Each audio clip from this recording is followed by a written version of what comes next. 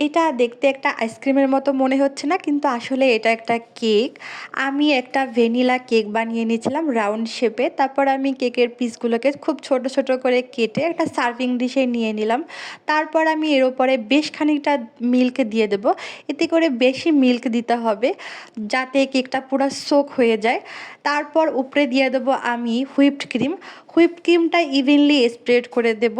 আসলে সবসময় খুব ডিজাইন করে কেক বানাতে না ইচ্ছে করলে তখন এভাবে কেক বানাতে খুব কম সময় লাগে আর ঝটপট বানিয়েও ফেলা যায়। আর এটার সাজানোর জন্য আমি বেশ খানিকটা চকো চিপস ব্যবহার করেছি। উপরে অনেকগুলা চকো চিপস দিয়ে আমি এটাকে পুরো ডেকোরেট করে নিলাম। এই তো হয়ে গেল আমার আইসক্রিম কেক। আর এটা খেতে অসম্ভব মজা হয়েছে, আপনারা অবশ্যই একবার হলেও ট্রাই করবেন।